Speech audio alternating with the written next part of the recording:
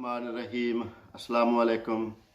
जी। तो दोस्तों, मेरी आज की वीडियो का टॉपिक अज़रबैजान में कंप्लीट बिज़नेस पैकेज के रिलेटेड है।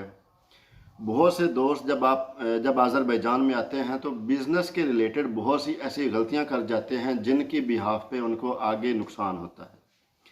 तो आज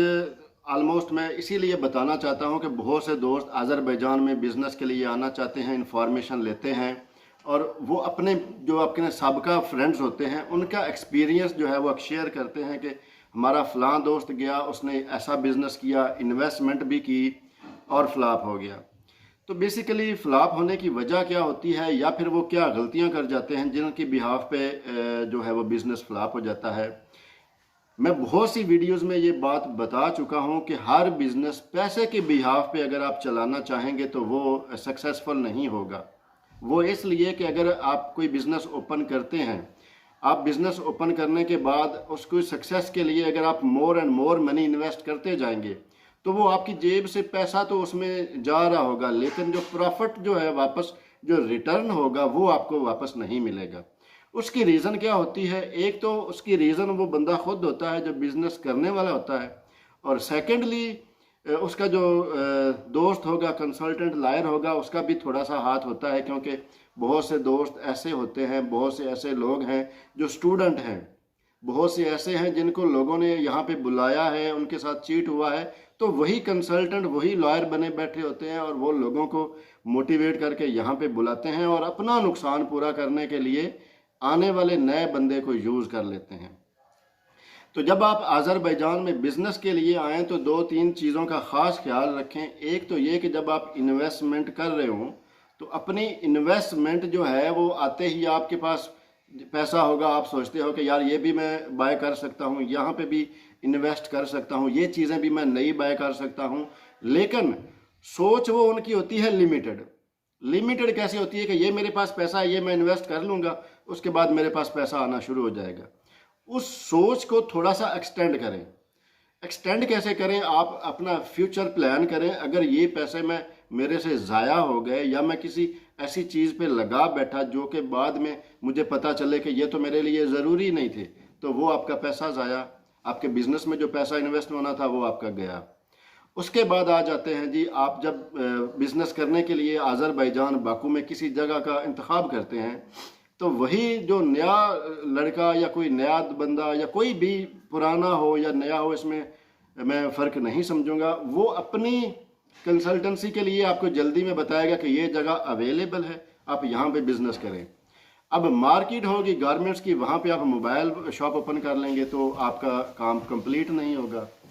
मार्केट होगी मोबाइल्स की, आप वहाँ पे गारमेंट्स की शॉप ओपन कर लेंगे तो आपको उसका फ़ायदा नहीं होगा। तो ये चीज़ें सोच समझ कर सिलेक्ट करें ताकि आपको फ्यूचर में इसका बेनिफिट हो सके,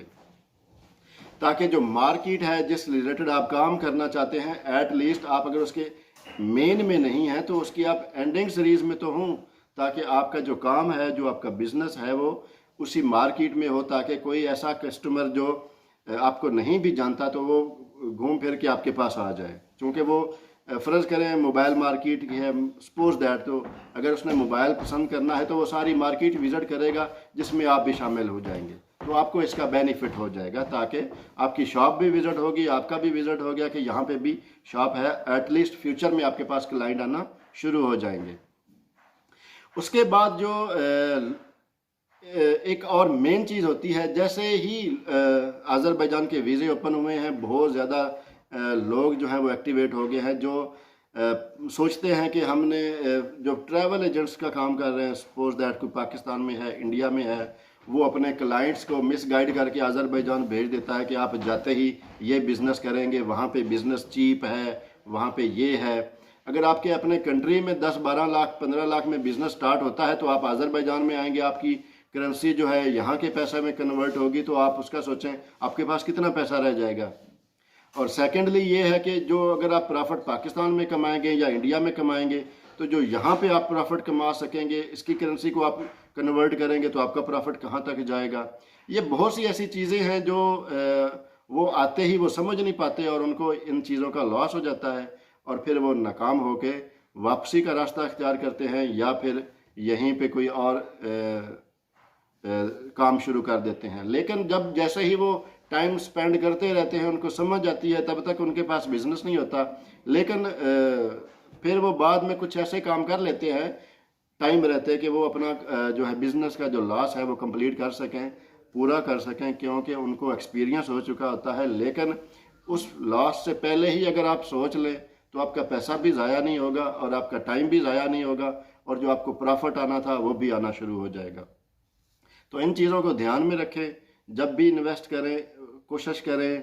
कि ये सारी चीज़ें जो हैं इनको अपने माइंड में रखें। पैसा ज़ाया करने से गुरेज करें, क्योंकि जो आप पैसा लेकर आए हैं वही आपने इन्वेस्ट करना है। अगर आप ज़ाया कर देंगे तो बाद में परेशानी होगी। और फिर अपने आप अगर कोई यंग है तो अपने पेरेंट्स को बताएगा मैं तो यहाँ पे आके फंस गया हूँ, या फिर यहाँ पे कोई ऐसे मौके नहीं है, तो वो उन चीज़ों का उनको नुकसान होगा, उसको भी, उसकी फैमिली को भी। तो इन चीज़ों पे ध्यान रखें, ख्याल करें, ताकि आप बेहतर तरीके से काम कर सकें, बेहतर तरीके से कमाई कर सकें। ठीक है दोस्तों, इंशाल्लाह नेक्स्ट वीडियो में मिलते हैं नई इन्फॉर्मेटिव वीडियो के साथ। तब तक के लिए